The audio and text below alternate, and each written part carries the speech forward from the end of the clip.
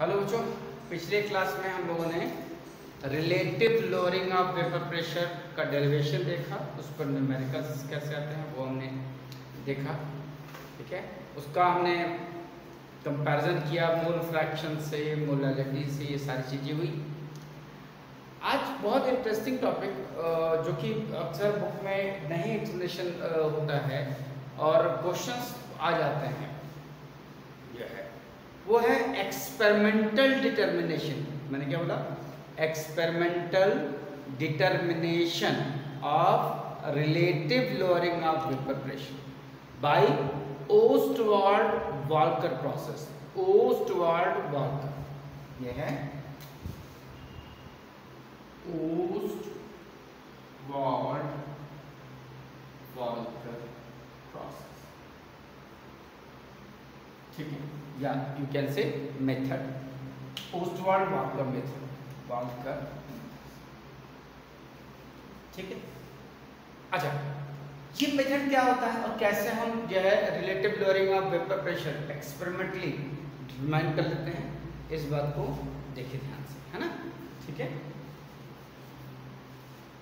ओस्टवार्ड-वाल्कर process.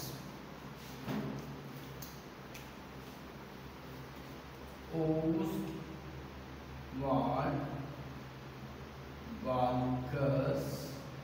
Method.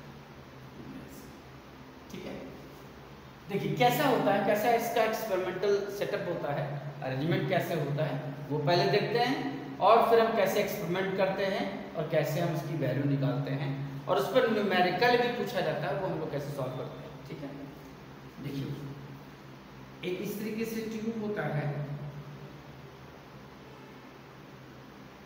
जो कि attach होता है सेट ऑफ बल्ब से। तो कैसे? इस तरीके से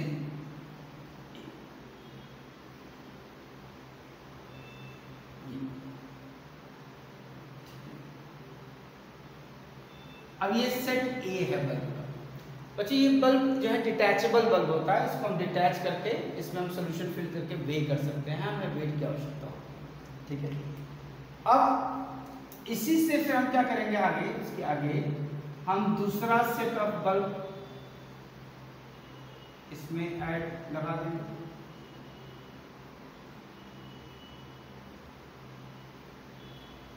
ठीक है, और इस दूसरे सेट वाले बल्ब को हम अटैच कर देते हैं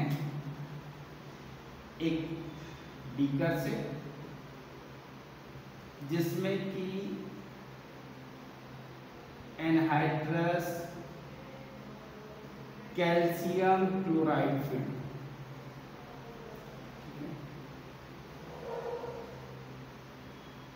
ये आउटलेट बना देते हैं ताकि एयर, ड्राई एयर आसानी से पाए। ये सेट बी है बल्ब का, और ये है क्या? Anhydrous calcium chloride. आपको अच्छी तरह से मालूम है बच्चों कि एनहाइड्रस कैल्शियम क्लोराइड क्या होता है? हाइग्रोस्कोपिक होता है। हाइग्रोस्कोपिक किसे कहते हैं? जो मॉइस्चर को एब्जॉर्ब करता है। ठीक है, इसलिए इसमें एनहाइड्रस कैल्शियम क्लोराइड हम फिल करते हैं।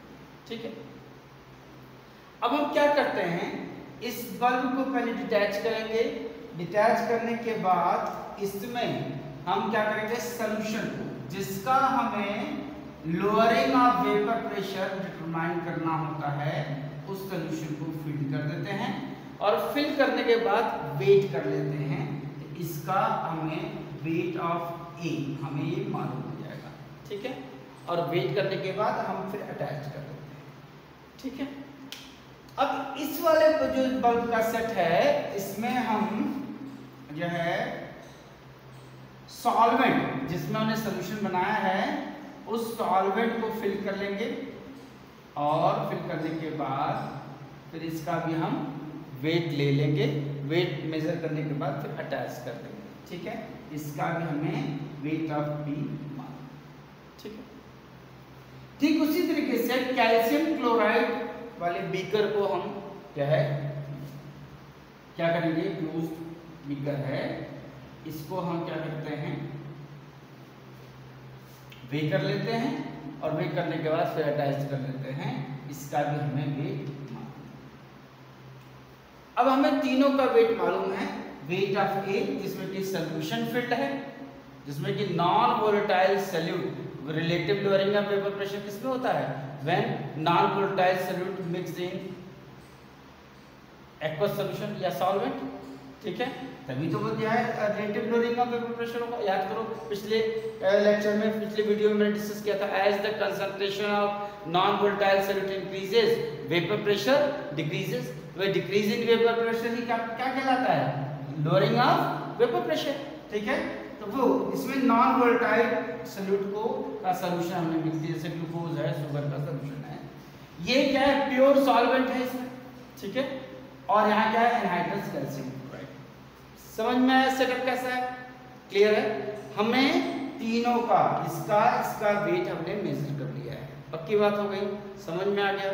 अब हम क्या करते हैं, इसमें से ड्राई एयर, कौन सा ड्राई एयर पास करते हैं। प्रश्न है ड्राई एयर क्यों पास कर रहे हैं, अगर मॉइस्चर होगा तो मॉइस्चर क्या होगा इसमें ऐड हो जाएगा तो वेट तो बढ़ जाएगा।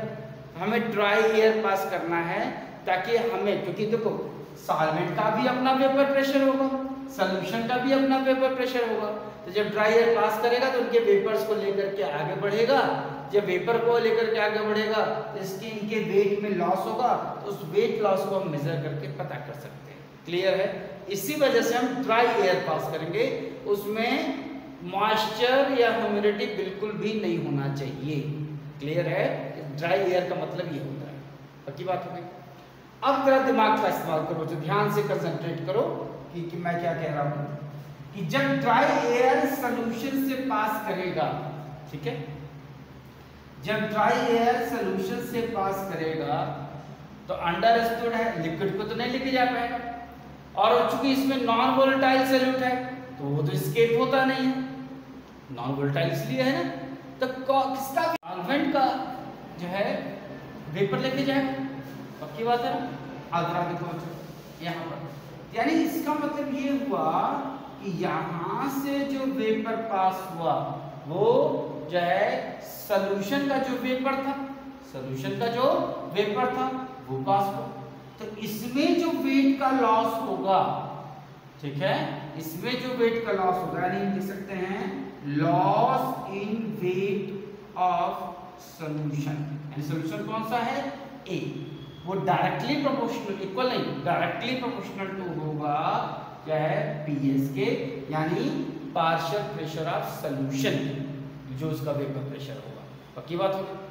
अब बहुत ध्यान से जरा सुनना, अब जब यहां से जब ये जाएगा वेपर,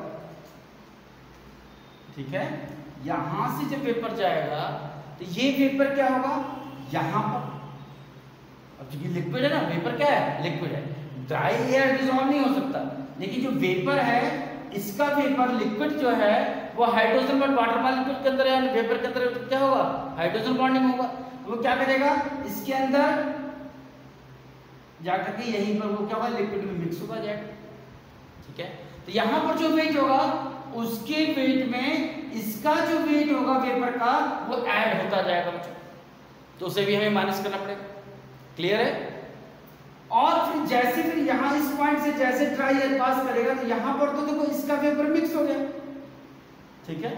तो अब यहां से जो एयर पास करेगा ड्राई एयर वो क्या करेगा केवल सॉल्वेंट का वेपर लेके पास करेगा, क्योंकि सॉल्यूशन का जो वेपर होता है वो यही मिक्स हो गया, तो सॉल्वेंट के वेपर को पास करेगा लेकर के, तो जो इसमें मिक्स होगा वो क्या होगा सॉल्वेंट का वेपर प्रेशर होगा, क्लियर है। और सॉल्वेंट का वेपर प्रेशर किससे नोट करते हैं बच्चों P0S, vapour pressure of solvent in pure P0S से नोट करते हैं, यानी इसमें जो गेन होगा वेट वो केवल सॉल्वेंट का होगा, क्योंकि सॉल्यूशन का तो यही ऐड हो गया बच्चों, यानी gain in weight of calcium chloride, क्योंकि आफ्टर एक्सपेरिमेंट हम मेजर करेंगे डेफिनेटली वेपर ऐड हो रहा है, मॉइस्चर अब्जॉर्ब करेगा तो इसका वेट बढ़ेगा। अब हमने इनिशियल वेट मालूम कर लिया है, final weight minus initial weight कर लेंगे तो जो वेट इंक्रीज हुआ वही क्या होगा यहां से सॉल्वेंट ही पास हो रहा होगा, सॉल्वेंट का वेपर तो सॉल्वेंट के वेपर के डायरेक्टली प्रोपोर्शनल होगा, यानी gain in weight of calcium chloride is directly proportional to क्या जाएगा P0S, vapour pressure of solvent के बराबर हो जाएगा। अब इसमें जरा देखो, इसमें जो लॉस होगा टोटल लॉस, तो पी नॉट एस लॉस हुआ प्लस जो पी एस ऐड हुआ था उसको भी हमें माइनस करना पड़ेगा। तो टोटल लॉस जो होगा वो P not S minus P S के बराबर होगा इसमें, क्योंकि यहाँ पी एस का ऐड हुआ था, ये पी एस का वेपर ऐड हुआ था और पी नॉट एस का निकला था। हमें टोटल लॉस करना पड़ेगा इसके वेट से, जो हमने इनिशियल वेट लिया है उससे टोटल लॉस रखना पड़ेगा, तो P not S minus P S करना पड़ेगा। इसलिए वेट लॉस इन वेट लिख सकते हैं, loss in weight of B यानी solvent is that equal to P not S minus P S. Clear है? इसमें से जो पेपर गया वो केवल सोल्यूशन का था, नॉन वोलेटाइल सॉल्यूट जिसमें मिक्स किया था आपने। क्लियर है? तो वो डायरेक्टली प्रोपोर्शनल टू जितना लॉस होगा डायरेक्टली प्रोपोर्शनल टू जो है पीएस का होगा। क्लियर है?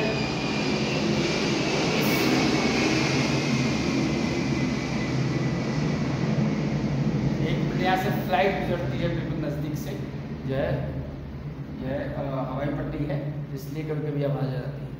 तो यहाँ पर जो है कैल्शियम क्लोराइड में जो वेट गेन होगा, यहाँ से प्योर सॉल्वेंट, यहाँ से प्योर सॉल्वेंट चूंकि पास हुआ है, इसलिए यहाँ पर बच्चों प्योर सॉल्वेंट का वेट गेन होगा, तो डायरेक्टली प्रोपोर्शनल टू क्या होगा, P not S vapour pressure of, according to Raoult's law मालूम है ना कि vapour pressure of pure solvent क्या होता है, पी नॉट एस। क्लियर है? और यहां पर चूंकि पी नॉट एस गया और जो पी एस ऐड हुआ था उसको माइनस करना पड़ेगा, यहां पर जो टोटल इसके वेट से जो लॉस होगा, इसके वेट से जो लॉस होगा यानी loss in weight of B solvent होगा P not S minus P S के बराबर। क्लियर है? अब आपको पी एस भी मालूम हो चुका है बच्चों, पी नॉट एस भी मालूम हो चुका है, P not S minus P S भी मालूम हो सकता है। अब आपको अच्छी तरह से मालूम है बच्चों कि P not S minus P S upon P not S is equal to mole fraction of N1 upon N1 plus N2, पिछले में हमने रिलेशन डेवलप किया था। क्लियर है? और इससे हम आसानी से सॉल्व कर लेते हैं। तो अक्सर जब ये बताने का पर्पस क्या था, कभी कभी न्यूमेरिकल प्रॉब्लम यहाँ पर वेपर प्रेशर नहीं देता है, loss in weight gain in weight इस फॉर्म में दे देता है, तो बच्चे कंफ्यूज हो जाते हैं, क्योंकि बुक्स में P not S P S के टर्म में एक्सप्लेनेशन। जैसे कि एग्जांपल लेते हैं तब आपको और क्लियर होगा। जैसे कहा जा रहा है कि when 10 gram of solute dissolve in 90 gram of H2, 10 gram of solute dissolve in 90 gram of H2 to make true solution, to make true solution. ठीक है? During Ostwald Walker, Ostwald experiment. ठीक है? 10 gram of solute dissolving 90 gram of water, 90 gram of water during Ostwald Walker experiment. ठीक है? Loss in weight, loss in weight of solution is 26 gram. Loss in weight of solution is 26 gram. And gain in weight of calcium chloride is 26.8 gram. Then calculate, question क्या है? Question क्या है? Calculate weight, molecular weight, molecular weight of solute. ठीक है? मैं question एक बार repeat कर देता हूं कि when 10 gram of solute dissolve in 90 gram of water during Ostwald Walker experiment, loss in weight of solution is 26 gram and gain in weight of calcium chloride is 26.8। Clear है? तो find molecular weight of solute, ये question है। ठीक है? अब जरा देखिए बच्चों, इसमें इसको मैं रख कर देता हूं। अब देखिए बच्चों, यहां पर दिया गया लॉस इन वेट ऑफ, यानी आपको भी देखा है loss in weight of solution directly proportional to PS। Clear है? वो दिया गया कितना 26। अब gain in weight of CaCl2 दिया गया है बच्चों, जो है 26.8 ग्राम, यानी डायरेक्टली प्रोपोर्शनल टू क्या है P0। ये क्या है P0S।